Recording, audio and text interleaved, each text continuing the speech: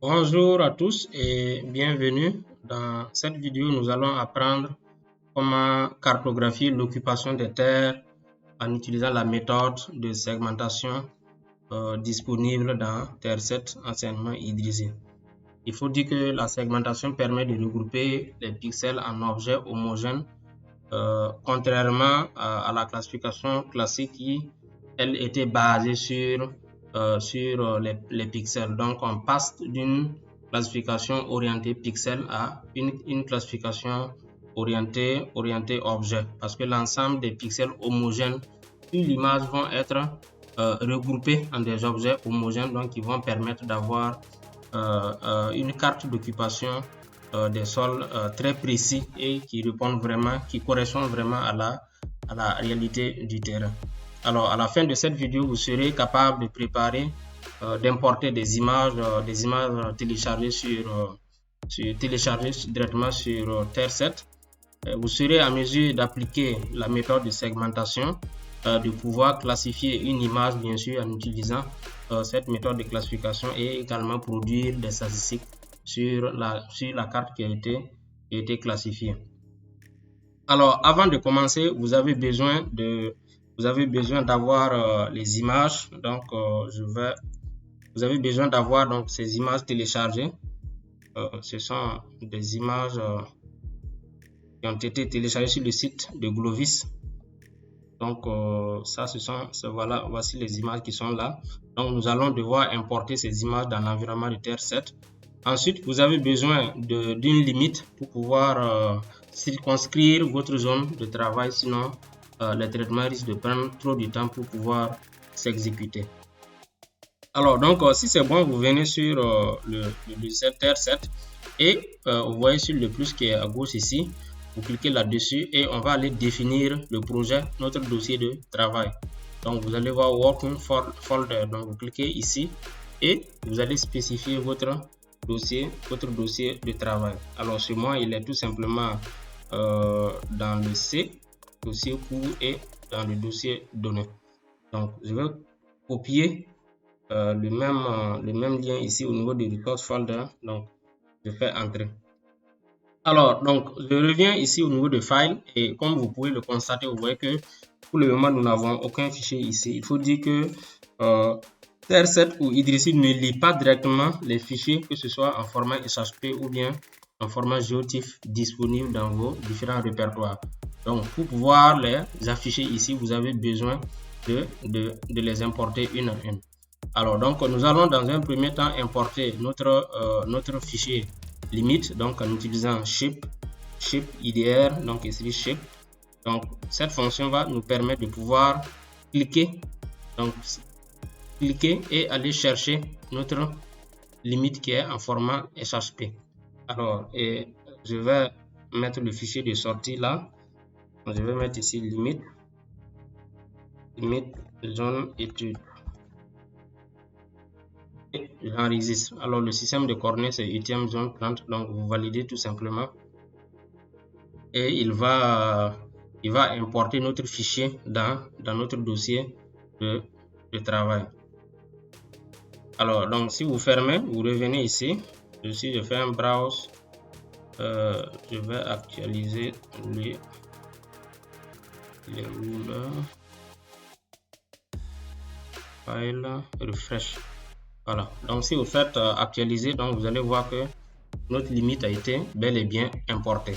Alors, ce que nous allons importer, c'est les différentes images que nous avons téléchargées soit sur le site de Glovis ou bien en tout cas tout type d'image satellitale que vous avez pu télécharger. Donc, vous allez les importer directement dans le logiciel. Alors, vous venez au niveau de software spécifique format et vous allez voir desktop publishing format. Vous allez voir GeoTIFF. Donc, GeoTIFF to Idrissi. Et nous allons prendre pour notre exercice, nous allons prendre tout simplement 3 bandes. Je vais l'appeler la bande 2. Donc, le logiciel va importer la bande 2. Voici la bande qui est là. Donc, je vais faire le même exercice pour importer la bande 4. Donc, j'enregistre ça sous B4 également.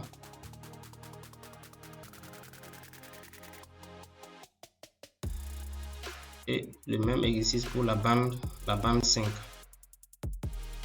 B5.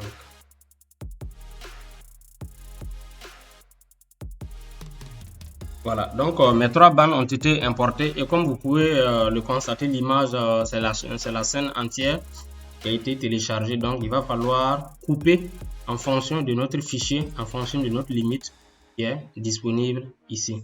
Voilà, donc nous allons pouvoir couper ça. Et dans Idrizi, on ne peut pas couper l'image en fonction d'un fichier vecteur. Pour pouvoir découper votre image en fonction de votre limite, vous avez besoin de convertir ce fichier-là, ce fichier vecteur-là en raster pour pouvoir effectuer le découpage. Alors, comment ça se passe? Ici, vous tapez simplement raster to vector. Donc, ici, vous mettez raster to vector. Et on va spécifier que il s'agit d'un polygone vers un raster que nous souhaitons effectuer. Et là, je prends ma limite. Donc, l'image qui sera mise à jour, je vais mettre tout simplement limite raster. Donc, limite en fichier raster. Et ici, vecteur to raster, OK. Donc, vous faites OK. Il va vous demander, il va dire qu'il n'y a pas de référence spatiale. Donc, nous, on va dire que nous souhaitons définir manuellement les paramètres manuellement. Donc, et là, ici, vous allez cliquer. Là, donc, il a déjà pris les paramètres, donc les coordonnées du coin supérieur gauche, les coordonnées X, Y du coin supérieur gauche de notre cadre et les coordonnées X, Y du coin inférieur droite de notre cadre. Donc, pour permettre de rester dans notre zone d'étude. Alors, au niveau de la colonne, vous mettez un simplement pour avoir une colonne et une ligne. Comme c'est juste un carré. Alors, vous cliquez. Là, je fais OK. Et là, ma limite a été convertie et vectorisée.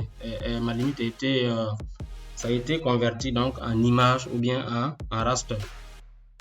Donc, après ça, nous allons tout simplement maintenant appliquer la fonction window. Donc, la fonction window est celle qui permet de découper nos différentes images donc en fonction de notre cadre.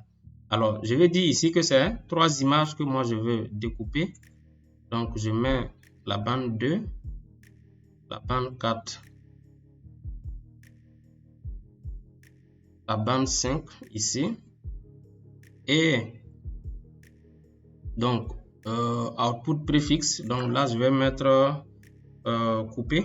Je mets simplement clipper.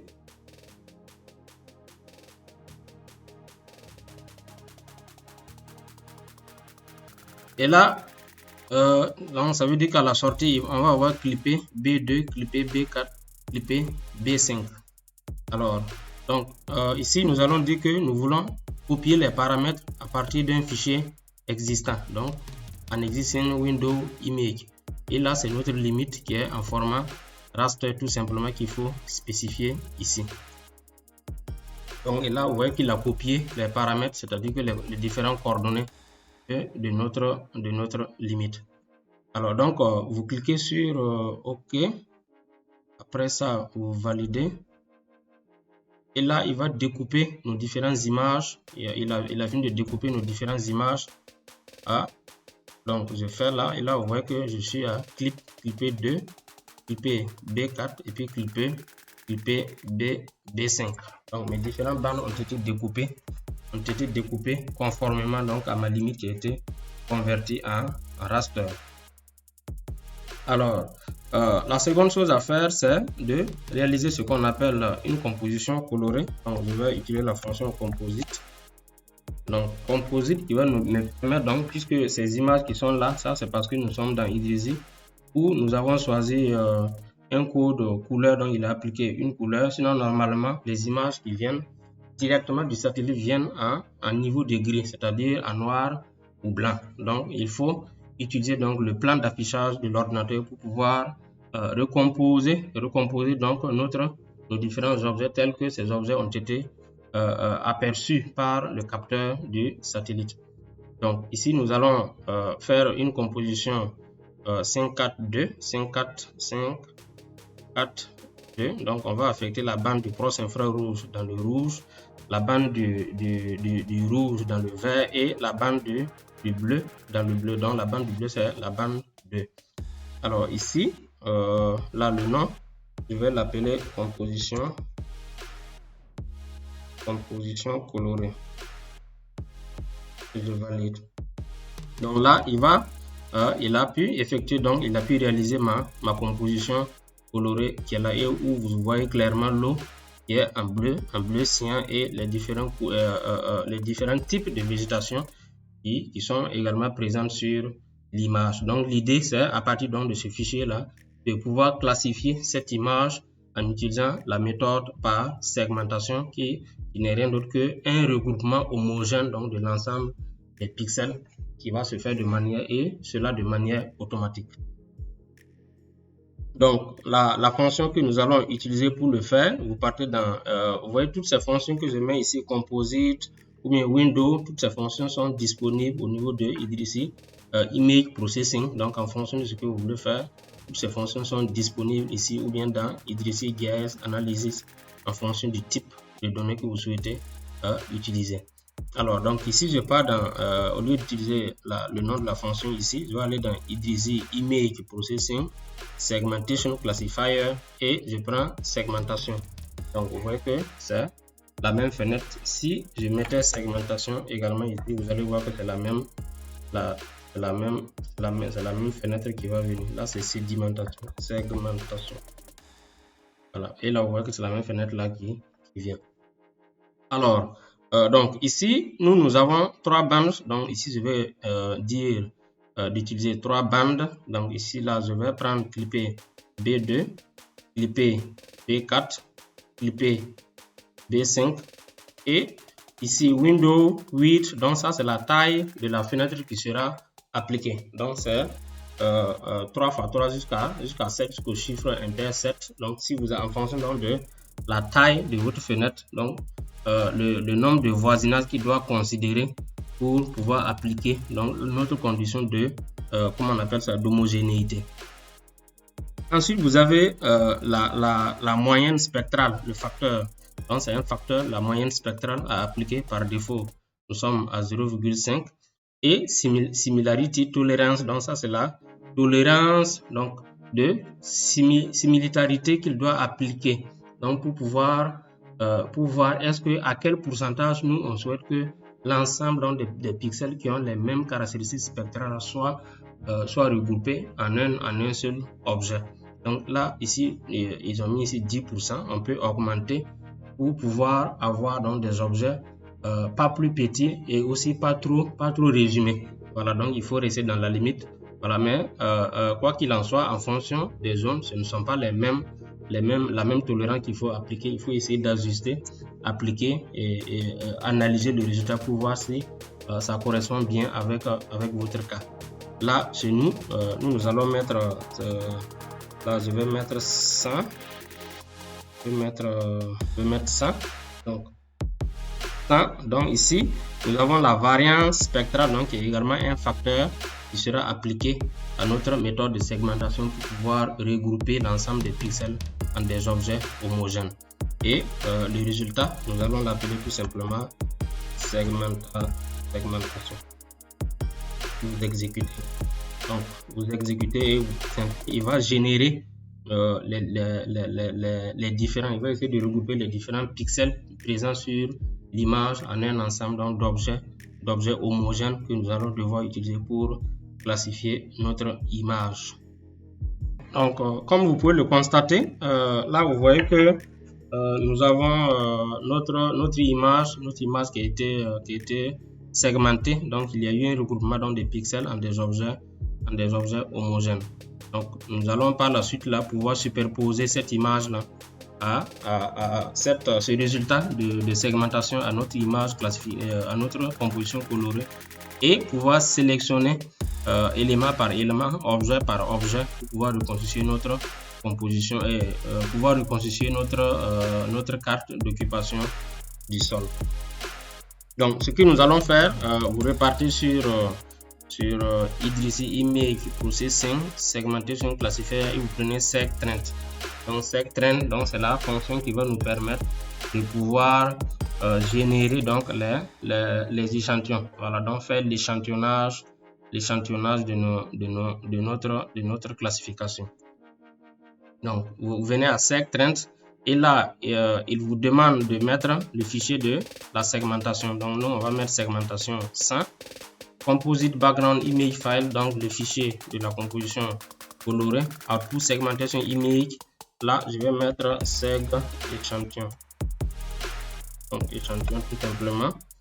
Et je vais maintenant cliquer, d'abord je réduis cette fenêtre là, donc je clique sur cette petite carte que vous voyez là pour pouvoir afficher simultanément ma composition colorée et les différentes classes qui ont été segmentées. Là vous voyez que c'est comme si nous avons fait une numérisation détaillée donc de toute notre image, et ce de manière détaillée. Donc si vous souhaitez vraiment avoir une carte d'occupation des sols très détaillée et qui correspond vraiment à la réalité du terrain, c'est la meilleure méthode. Alors ici, qu'est-ce que nous allons faire? Donc nous allons définir les différentes classes. Ici là je double-clique ici et je vais d'abord pick new class. Je viens ici, je double-clique et je mets 1. Donc ensuite je mets plan d'eau. Alors ici je double-clique, je fais new, je mets 1, donc automatiquement il va prendre plan d'eau. Donc ici également je double-clique, je mets 1, ainsi de suite. Donc comme c'est de l'échantillonnage, on va pas reprendre partout. Donc clique new class, vous cliquez, mettez le numéro.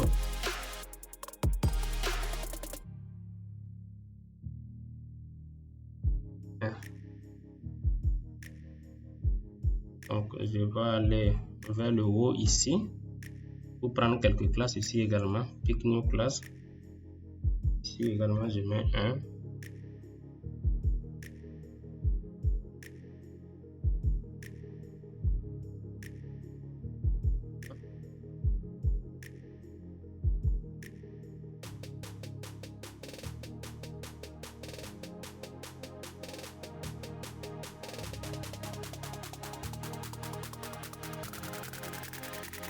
Donc vous devez sélectionner autant d'objets, voilà, suffisamment d'objets pour que la classification soit vraiment de qualité. Alors donc je vais classer l'image en 3 classes tout simplement: les zones de culture, le plan d'eau et la zone de végétation, sans rentrer en détail. Alors je prends pick new class et là je vais prendre les zones, là je vais les appeler, je vais mettre la classe 2 et je vais mettre champ.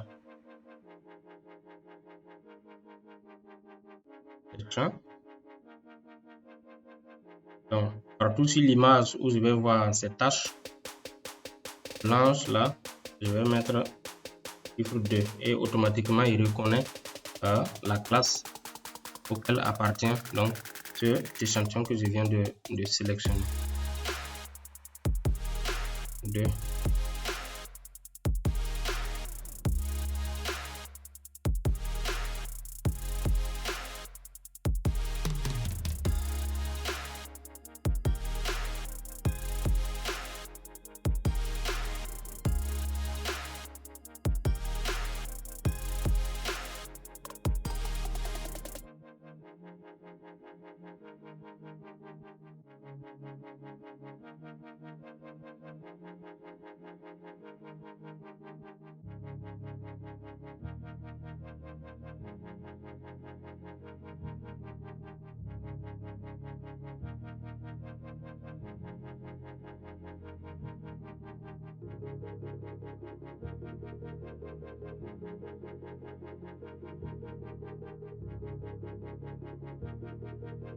Ok, donc c'est bon pour les champs. Je vais maintenant sélectionner pour la végétation avec le code 3. Donc tout ce qui est végétation, je vais leur attribuer le code 3. Et là, je mets végétation. Alors à côté ici, vous avez le choix également de cliquer et sélectionner la couleur qui vous convient pour la sortie. Donc là, moi, je vais prendre un vert. Le vert là, tout simplement. Alors ici, je viens là, pick new sample. Je vais mettre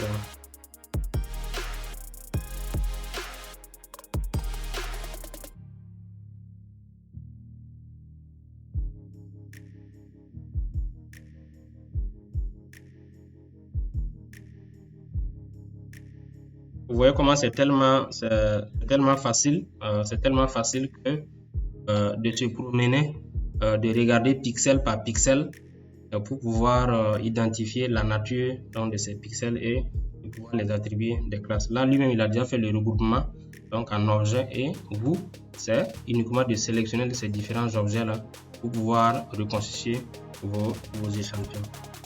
Donc, c'est vraiment une méthode c'est une méthode de qualité. Voilà, donc ça vous permet vraiment d'avoir des résultats fiables pour vos cartes d'occupation des sols. Voilà. Alors, je vais prendre un ici également pour que ça soit un peu bien reparti. Et ici, je vais mettre 3 ici.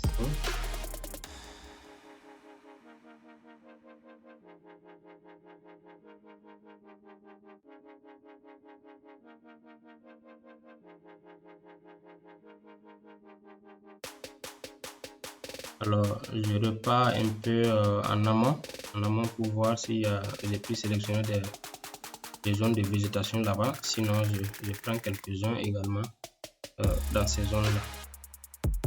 Là, je mets 3 également.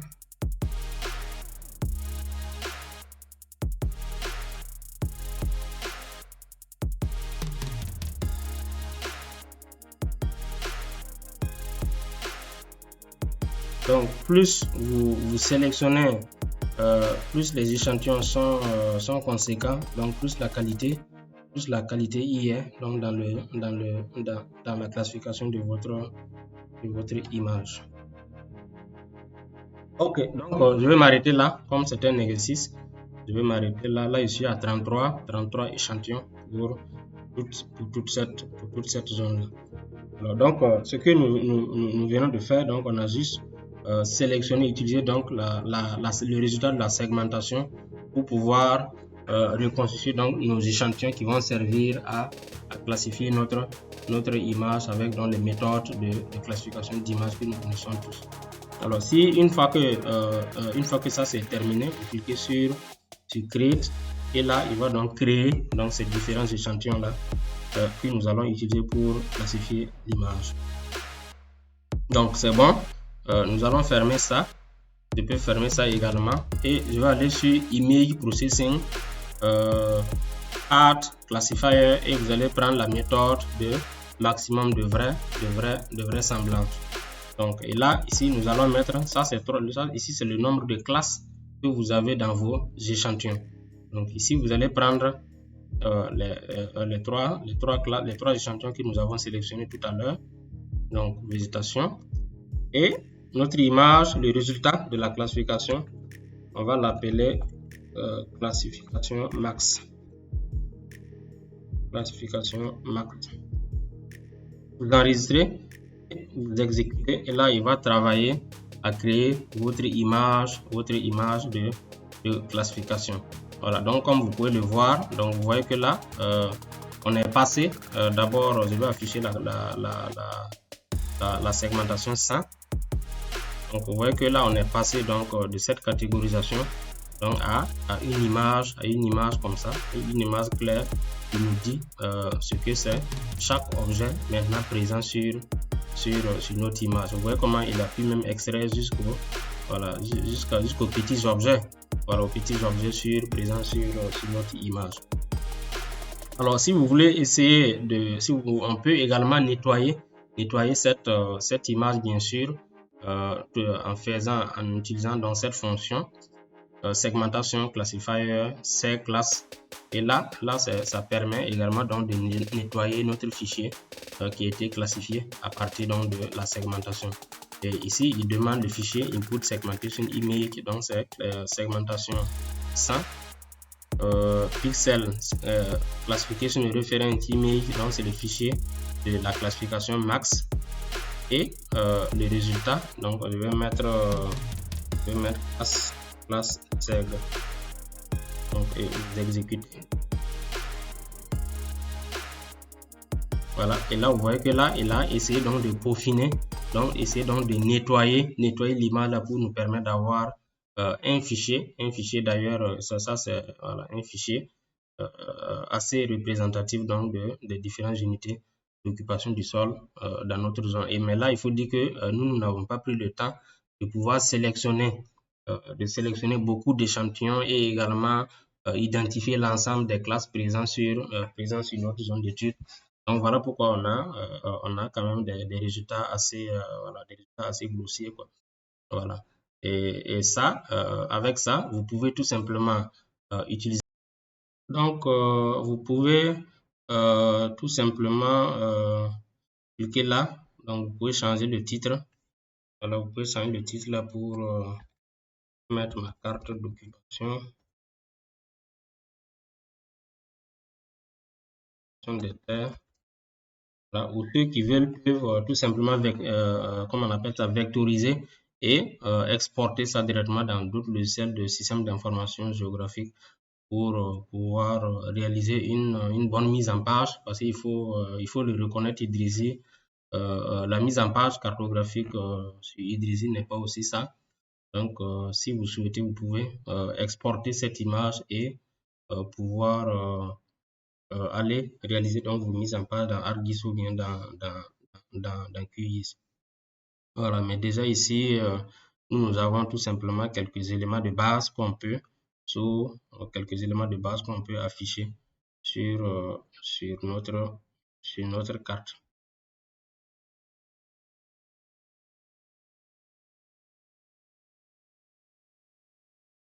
Voilà. Donc, j'espère que vous avez bien suivi et que la vidéo vous a servi.